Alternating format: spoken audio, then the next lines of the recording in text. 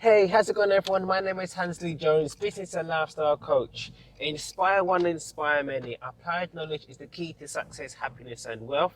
Welcome to the HNH Success Academy podcast for business tips, inspiration, and to be a better you.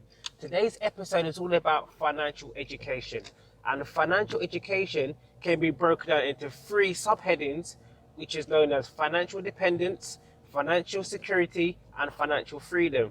So, first thing first, when we speak about financial education is all about how to manage money, and it's all about assets and liabilities and expenses and income, which I spoke about briefly on accounting.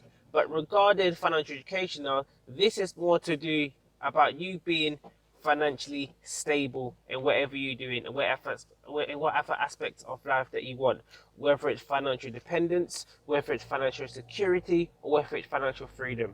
Now, let's speak about the first one, financial independence. Now, as I spoke about before, when it comes to financial education, it's all about the finances, right? So when we speak of financial independence, we're speaking about having no debts whatsoever. So we're not speaking about owing anybody any money or any direct debits, unless apart from bills, because we can't get rid of bills, right? We can't get rid of residual bills, right?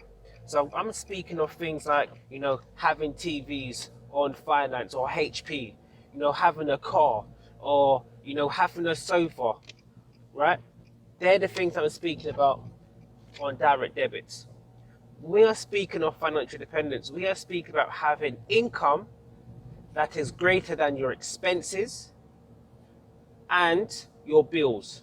So let's just say, for example, all your bills add up to £1,000 a month, and your minor expenses and the necessities that we have to have, which is food, drink, obviously clothes on our backs, for example, that comes to £1,300.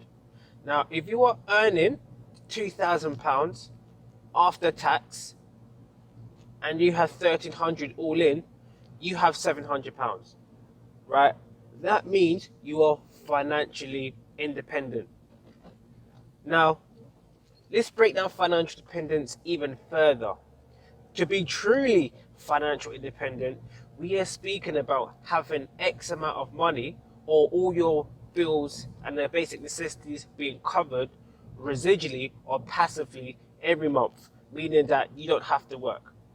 So if you're earning £2,000 a month after taxes without working, then you are financially independent because you have X amount of money left over without even working. Now, let's break down wealth briefly. Now, to some people, wealth is defined as how many days you can live or sustain your lifestyle without working, right? That's one of the words we are talking about, wealth. And it's pretty much the same thing we are talking about when it comes to financial independence. It's just that how long can you sustain your lifestyle without working, by having passive or residual income? Now, many people have books, such as royalties. Many people have businesses, such as a cafe or, or online business, e-commerce or dropshipping business, that they can do without them being present. That's what we speak about financial independence. Now, financial security now is a step up. Now, financial security is when all your bills are covered, right? And your basic necessities are covered to a good standard by having a significant amount of money left over, meaning that you can go on some holidays without worrying about it, or you can buy, the sofas that you always want without worrying about it, without it being on HP or finance, so to speak. Financial security is doing things that you can do comfortably and that many people save up for. So going on 2 or 3 holidays, residually or passively from your business or for whatever you're doing. That's what we mean by financial security. Now, financial freedom is something different. Now, financial freedom is what I said on the above. You've got all your bills are covered, your holidays are covered, everything is covered.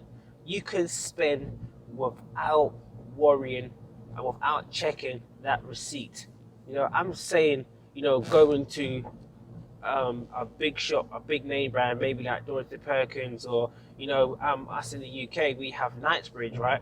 Going into Harrods and just picking up stuff and buying luxury items without biting an eyelid.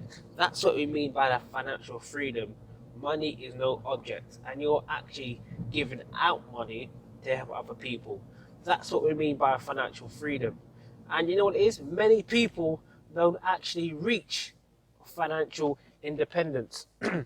So what we need to do is, in order to gain the basics of financial independence, is to minimize how much we spend, meaning that our expenses that we don't need to spend, such as the TVs, the skies, and sometimes to a certain degree the additional holidays that you may not need, or the things you do on holiday that you might not necessarily need to do that you can also do at home. Like, for example, having a massage, especially if you go with your partner.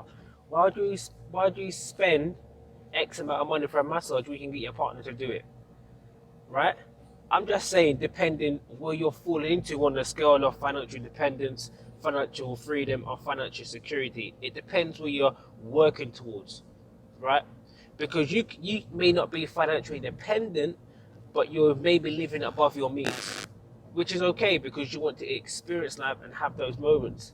But when you're living way above your means, what's going to happen is, financially, you are always one paycheck or one pay slip away for being in hardship or for being in poverty.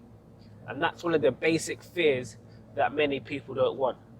And that's going to be one of my other episodes, speak of the basic fears. So, just to recap on financial education, what everybody should be working towards is financial independence. And the other two are financial security and financial freedom. To work towards these and have more information on these, feel free, to drop me a comment, drop me a line on Facebook, on YouTube, or whatever platform you have seen this on. And I look forward to speaking with you and how to break it down even further. Take care. Have a great day on purpose.